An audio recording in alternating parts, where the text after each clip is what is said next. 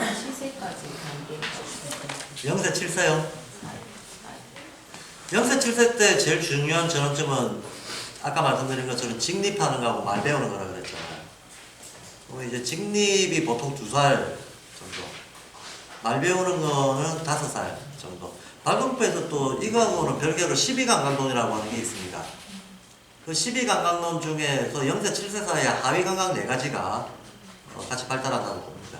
그 하위감각 4가지가 촉각, 생명감각, 운동감각, 균형감각 이 4가지인데 그 감각론 뭐 지금 제가 감각론을 그건 별도의 또 주제이기 때문에 지금 다 말씀드릴 수는 없고 이 4가지 감각의 발달과 직립과 언어가 주는 효과 요걸 가지고 파악을 하면 0세부터 7세 때까지의 특성 파악 다 돼요.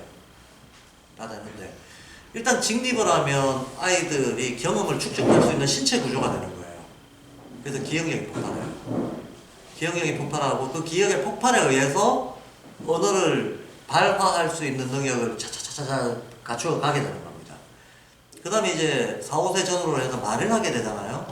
이 언어의 세계로 들어간다는 것은 의식이 완전히 탈퇴하고라는 건데 언어가 뭐냐면 세상을 분류하는 기본 틀이거든요. 그럼 옛날에는 세상을 분류하는 틀이 없던 시절에는 어떤 걸 아이가 경험한다 하더라도 이 경험이 관념적으로 의식적으로 의미화되는 힘이 약한 겁니다. 근데 언어를 알게 되면 이거를 자기 나름대로 의미 부여를 하고 관념적으로 의식적으로 전환시킬 수 있는 힘이 세지는 거죠. 강해지는 거죠. 이게 강해진다는 것이 이 아이한테 내면에 어떤 변화를 일으키는가 하면 예컨대 내가 직립하기 전에는 세상과 나의 관계가 세상이 나를 압도하고 나는 아무것도 못해요. 어디 하나 이동하고 싶어도 엄마가 이동시켜주지 않으면 못해. 먹고 싶어도 엄마가 먹여주지 않으면 못 먹어요. 세상과 나의 관계에서 능동성, 수동성이라고 하는 게 나는 절대적으로 수동적이고 세상이 절대적으로 커요. 그런데 직립을 하게 되면 손이 자유로워지잖아요. 그럼 내가 세상을 변형시킬 수 있잖아요. 물건을 이동시킬 수도 있고 물을 엎지를 수도 있고 종이를 찢을 수도 있고 그러면 능동성이 생겨요. 애가 나도 세상에 뭔가 작용을 할 수 있다 라고 하는 게 생기는 거죠. 이때부터 아주 희미한 상태지만 자의식이 생기기 시작합니다. 내가 내 의지로 뭔가 할 수 있다라고 하는 게 증명이 되는 거죠. 그렇게 돼 있는 상태에서 이제 경험을 또 쌓아갑니다. 그러다가 말을 배우면 오히려 자기가 세상을 주도할 수 있다라고 하는 생각을 처음으로 갖게 돼요. 왜냐하면 이 대상이 객관적으로 뭐였는가 나한테 안 중요해. 내가 의미 부여를 할 수 있다는 게 중요한 거예요. 그래서 어린애들이 새로운 어떤 물건이나 뭐나 이런 거 봤을 때 막 이름을 붙이잖아요. 이름을 붙이는 게 내가 능동적으로 나에게 갖는 의미를 부여한다는 거거든. 부여하는 행위거든. 이거는 최초의 창조 행위거든요. 그렇죠? 의미를 창조하는 거예요. 이 의미 창조에 맛을 들이게 되면 상상력이 폭발하죠. 이 상상력이 폭발하는 데서 우리가 감성이라고 부르는 것들이 나올 수 있는 기초가 닦이는 겁니다. 그래서 아이들이 직립하고 나서 말 배울 때까지 제일 중요한 거는 신체적인 경험을 많이 하게 하는 거예요. 특히 자연의 원형적인 상태들에 대한 신체적 경험을 최대한 많이, 최대한 그리고 여러 아이들하고 같이 협력적으로 최대한 그러니까 간단히 말해서 자연적인 환경에서 많은 아이들하고 자유롭게 뛰어노는 게 제일 좋은 거죠. 말이 늦어야지. 이런 경험을 적게 해서. 그렇죠. 이 경험이 적으면 말이 늦어집니다. 말만 늦어지는 게 아닙니다. 여러 가지 내면의 의식들이 다 사실은 이 초기 발달 과정들하고 연결이 되어 있기 때문에 말만 늦어지는 게 아니에요. 심지어는 사회성, 심지어는 사고력 이것도 다 늦어집니다. 그래서 어렸을 때는 쉽게 말해서 좋은 환경 속에서 자유놀이 하는 거, 자유놀이를 강화시켜주는 거, 그리고 리듬 생활을 안정되게 해주는 거 이거보다 더 중요한 게 없어요. 철저하게 이거 중심으로 교육을 해야 됩니다. 그리고 애가 말을 이제 자기 의미 있는 말을 할 수 있고 기성정결에 자기 의지, 자기 메시지를 표현을 담을 수 있게 되면 그때부터는 이제 상상력의 증폭, 감성의 증폭 이거 중심으로 움직이게 되거든요. 요때부터는 이제 예술활동이라고 하는 것들이 의미 있게 들어가질 수가 있는 거죠. 조소부터 시작해서 습식수채 하나, 어떤 5개 정도의 간단한 음악을 다루는 거 이런 것들이 들어갈 수 있게 되는 거죠. 그래서 애 단계가 근데 직립에서부터 말 배울 때까지는 몸 움직임을 통해 세상을 만나는 거다라면 이제 말 배우고 난 이후부터 그 뒤에 발돋고 초급이라고 얘기하는 데까지는 쉽게 말해서 상상력과 감성을 통해서 세상을 배우는 거예요.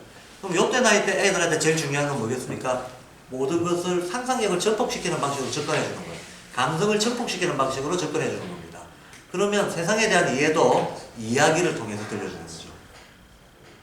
이야기. 동화가 제일 중요한 때가 요때입니다. 근데 이때 동화는 읽어주는 동화가 아니에요. 이야기해 주는 겁니다. 왜냐하면 애가 배운 건 말이지 글이 아니거든. 말을 배우는 애한테는 말에 어울리게 접근해주고 글에 익숙한 애한테는 글에 어울리게 접근해줘야 돼요. 그래서 사람이 입으로 구연으로 이야기를 들려주듯이 하는 게 제일 좋은 거지. 예, 책 갖다 놓고 같이 그러면 안 돼요. 그러면 안 됩니다. 그리고 어떤 학습적인 과정이 필요하다 할지라도 어떤 학습도 전부 감성적 형태, 감성적인 형태는 결국은 예술활동 같은 형태를 겸하게 되어 있는 거죠. 그래서 노래를 배우고 춤을 배우고 그 다음에 놀이기구들을 통해 가지고 원형물질들을 다루는 걸 배우고 이 과정을 통해서 감성을 키울 수 있는 초기 단계로 접근을 시켜줘야 되는 거죠. 뭐 크게 보면 그렇습니다. 근데 이 정도는 뭐 우리가 다 같이 상식적으로 교양적으로 공유할 수 있는 그림입니다. 네, 근데 사실 이때 나이 때 아이들이 발달의 불균형이 심할 때이기 때문에 개별적인 아이들에 대해 가지고는 이 교사의 끊임없는 관찰이 필요합니다. 뭐냐, 게다가 요즘 애들이 환경이 안 좋잖아요. 예, 자기가 자유로운 신체 활동을 할 수 있는 환경이 너무나 제약되어 있고 미디어에 너무나 노출되어 있고 예, 그리고 불규칙한 어떤 리듬 생활이 너무나 안 되고 이래서 사실 겉보기 멀쩡해 보이지만 지금 발달 상태가 실은 경계성이든지 아니 병적인 상태에 접근하고 있는 아이들이 많은 때거든요. 그래서 개별적인 아이들에 대한 어떤 관찰이 정말 그 어느 때보다도 많이 필요한 때가 요즘인 것 같아요. 그래서 발도르프 교사에게 요구되는 제일 큰 덕목이 끈질긴 관찰력이에요. 아이에 대한. 구체적인 아이에 대한 구체적인 끈질긴 관찰력. 이 아이의 행동 양식을 통해서 내적 변화를 읽어내야 되거든요. 물론 이제 겉으로 나타나는 걸 통해서 내면에 일어나는 일을 우리가 추론할 수 있는 여러 가지 지식과 기술도 있어요. 그런 것도 이제 공부가 깊어지면 충분히 배울 수 있고 배워야 하기도 합니다. 가령 애가 특정한 행동 습관을 보인다 그러면 영양 상태가 어떻다거나 마음의 상태가 어떻다는가 하고 이게 다 연결이 되어 있거든요. 그래서 뭐 그런 것도 이제 심층 공부를 해 들어갈 때는 필요한 것들이죠. 요 정도 얘기하고 또 다른 질문 받겠습니다. 예. 우리나라 그 학교의 현황 전반적으로 어떤지 궁금해요. 검색하기 어떻게 있긴 하는데. 우리나라 발도르프 학교들의 상황. 네, 그러니까 제가 처음 이제 부산에 있는 학교를 방문했을 때 제가 잘 모르고 받았던 느낌은 음영호행 같은데 문양 사장이 있는 우리가 잘 안 들리는데 좀 크게. 예. 유럽 느낌이 전 났어요. 무지개 밝아서 이미 음영호행을 갖고 있는 민족인데 뭔가 유럽 문화를 그대로 가지고 와서 학교의 베이스로 삼아져 있는 것이 어색하더라고요. 그래서 우리나라 발도르프 학교는 그런 교육학을 가져와서 어떻게 적용하려고 노력하고 있는지가 궁금해요.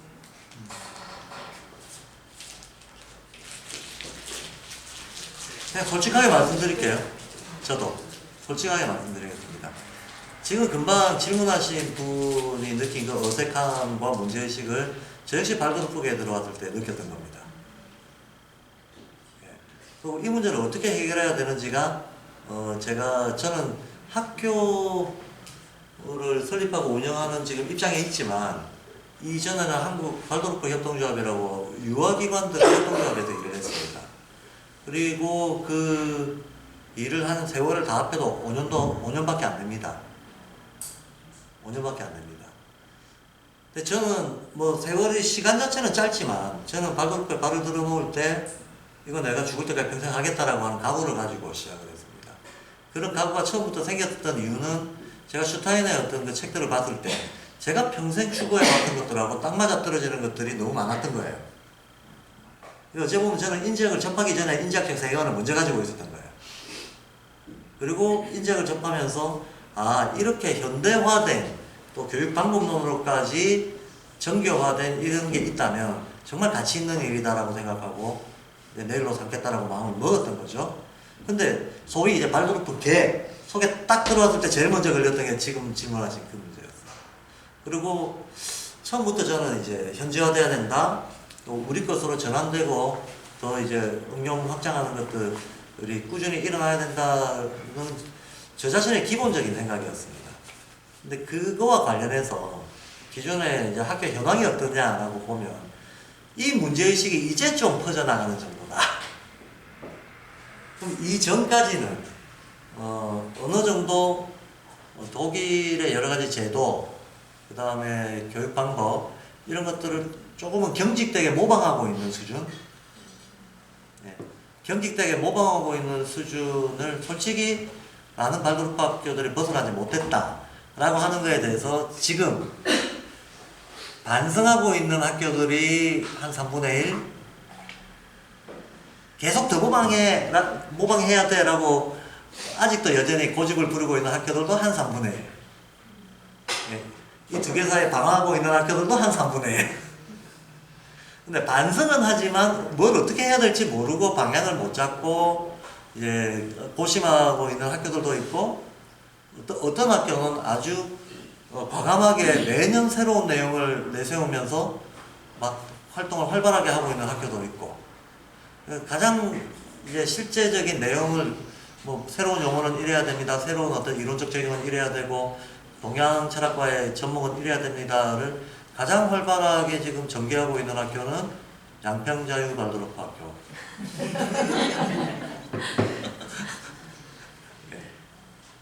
이게 잘난 척하는 게 아니고 그게 현실입니다. 그게 현실입니다. 그리고 양평자유발도르프 학교에서는 자체 교사 양성 과정, 자체 아카데미, 자체 세미나 뭐든지 자생적으로 다 새로운 어떤 모델들을 만들어 나가겠다라고 학교 전체가 의지를 가지고 학교 구성원들이 학교 의지를 가지고 그거를 해 나가고 있는 과정이에요. 그래서 그런 문제의식을 가지고 있는 분들이 외부에서도 다른 학교의 선생님들도 양평학교의 프로그램 들어가서 함께 공부하고 함께 공유하고 하는 것들을 많이 하고 있습니다. 많이 하고 있으나 이런 흐름들이 아직까지 발도르프 학교에서 여전히 주류는 아닙니다.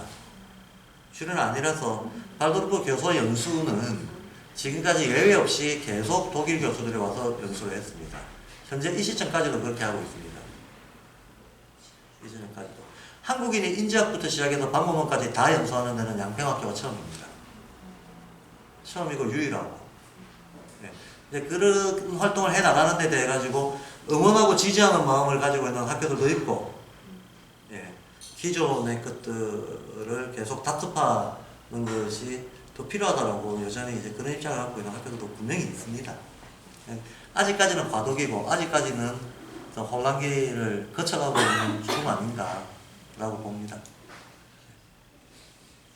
더 이상의 구체적인 것은 각 학교에 명예가 있으므로 언급하는 것이 적절치 않다고 봅니다. 자, 그럼 어쨌든 뭐 어떤 면으로 받아들여질지는 각자가 다를 것 같고, 어쨌든 이게 계기가 돼서 오늘 오신 분들이 뭔가 하나 귀한 거를 각자 얻고 또 앞으로 공부하는 데 도움이 되기를 진심으로 바랍니다. 고맙습니다.